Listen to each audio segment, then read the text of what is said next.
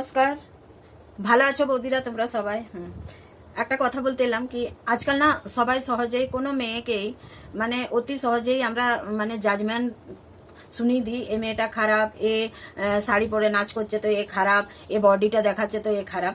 কিন্তু কিছু কিছু প্রদর্শনের পিছনে অনেক কষ্ট, অনেক কান্না এগুলো লুকিয়ে থাকে। তো আমি আজ একটা ছোট নাটকের মাধ্যমে, আমি আগে পুরনো সিনেমা দেখতাম, এখনো দেখি, সেই সব কিছু থেকেই এক টুকরা তুলে আমি নিজে একটু অভিনয় করে দেখাচ্ছি। তারপরে তোমরা না নিজেরাই বিচার করো যে মানুষ কোন পরিস্থিতিতে দেওয়ালে পিঠ ঠেকার পরে কোনো কাজ করে। নমস্কার।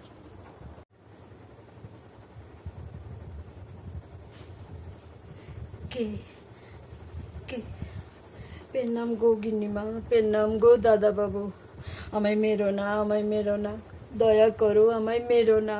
আমি ওই গঙ্গার পাড়ে, আমি গরিবের ঘরের মেয়ে গো গিন্নিমা। আমি নিজের প্রাণ বাঁচাতে পালিয়েছি গো, পালিয়েছি।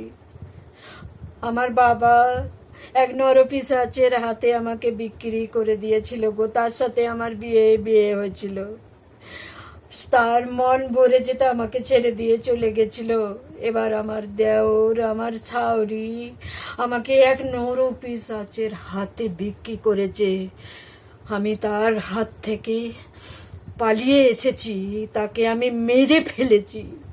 তার সেই চোখগুলো উপড়ে দিয়ে কাটারিতে করে তাকে আমি মেরে ফেলেছি।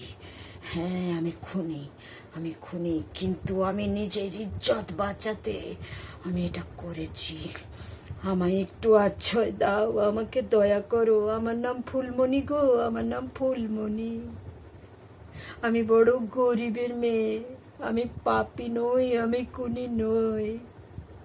আমার উপরে দিনের পর দিন অত্যাচার হয়েছে গিন্নিমা, ক্ষমা দাও মা, ক্ষমা দাও।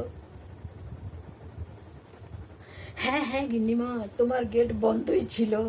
তোমার ওই কাঁটা তার পার করে আমি কোনোভাবে তোমার এই ঘরে ঢুকে পড়েছি, ওই নরপিশাচের হাত থেকে বাঁচার জন্যে।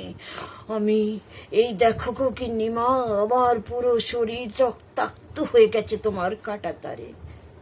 আমায় একটু আশ্রয় দাও, তোমার চরণে তোমরা যা বলবে আমি তাই করব। আমাকে ওই নরপিশাচের হাত থেকে বাঁচাও গো গিন্নিমা, তুমি পারবে আমাকে বাঁচাতে। আমি সব করব, আমি নাচবো, আমি গাইবো, আমি কাজ করব, আমি রান্না করব, তোমরা যা বলবে আমি তাই করব। আমায় বাঁচাও গিন্নিমা, আমায় বাঁচাও ওই নরপিশাচের হাত থেকে।